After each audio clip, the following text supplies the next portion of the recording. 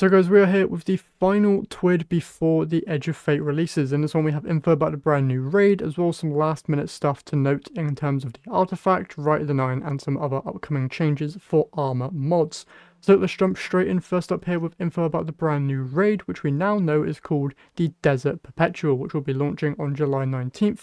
And the contest mode is going to work pretty much the exact same as past contest modes have.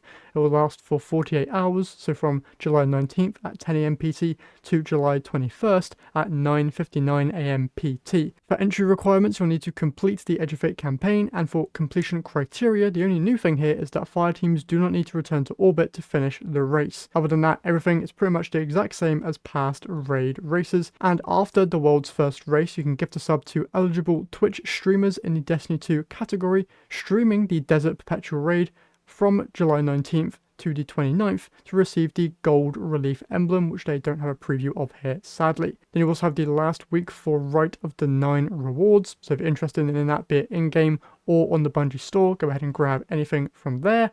And then you also have the thing they're doing with Destiny Tracker to get some unique rewards from that, and potentially win a PC, it seems, as well, which is pretty cool. Then they have another lore brief here, which we are going to skip over and jump right into the preview here for the artifact.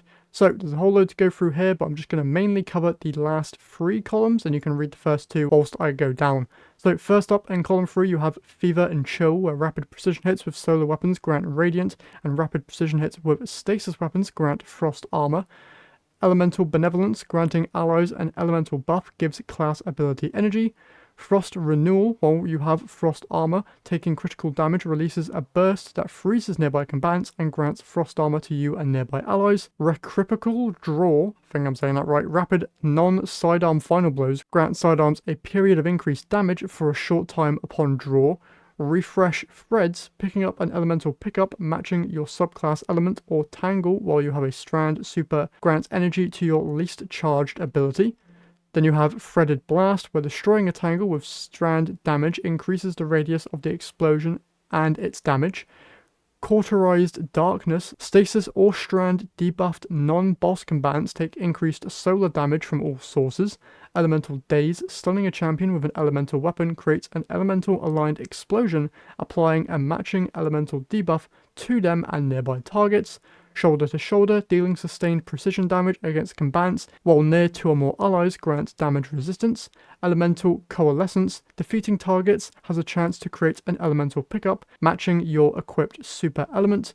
And then for the final column, you have Radiant Shrapnel, where dealing sustained weapon damage while radiant or defeating a scorched combatant with a weapon causes the target to release a solar projectile that deals damage and scorches on impact. Then have Shield Crush, where while you have Woven Mail, Frost Armor, or a Void Overshield, your melee recharges faster and deals increased damage, but whilst you have Amplified or Radiant, your grenade recharges faster and also deals increased damage. Then we have Elemental Overdrive, where picking up an elemental pickup or Tangle grants increased damage to weapons of the same element.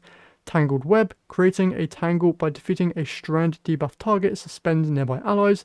And Frigid Glare, while Frost Armor is active, stasis precision final blows cause combatants to release a freezing burst. So those are the last 3 interesting columns there of artifact perks. Now we go over to Armor mod changes. First up, Armor Finder mods now improve contributions to the corresponding meter. Example given is that Special Finder increases the special meter gains and can stack. Reserve mods on chest armor have been deprecated and replaced with ammo generation mods, which improve the ammo regeneration stat of weapons matching their damage type and can stack. Scavenger mods will continue to work as before and continue to be disabled in Crucible and cannot stack, and Scout mods have been deprecated. Armor mods that influence stats such as +10 mods, Artifice mods, and Font mods have now been converted to use the Armor 3.0 stats. Basic armor stat mods now also have the same mod energy cost, and all +10 stat mods now cost 3 energy, while all +5 stat mods now cost 1 energy.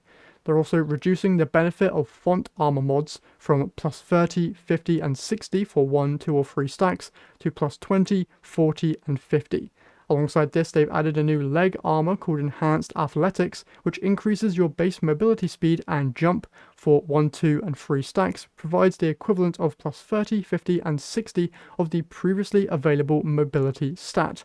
And to note, everyone's mobility stat will be at 30 unless you're a hunter, in which case it will be set at 40. And then for the final armor mod change, they are reducing the healing granted by collecting a norm of power with the recuperation armor mod equipped from 70 to 15, which is a huge nerf there. Then after that, they talk about everything that they've mentioned in terms of Edge of Fate. So they have info about Edge of Fate and the Year of Prophecy in the reveal recap, some post-reveal answers. We shared previews from content creators, Iron Banner and Gambit in the Edge of Fate, additive melee damage and exotic armor tuning, Armor 3.0, ability balance pass and season pass updates, the portal, the new hub for activities, and then weapons, power and economy updates. Then they have a Bungie Day sale going on where you can get some exclusive emblems from that, and there's also some other campaign updates here with emotes, shaders, and a unique sunshot ornament as well.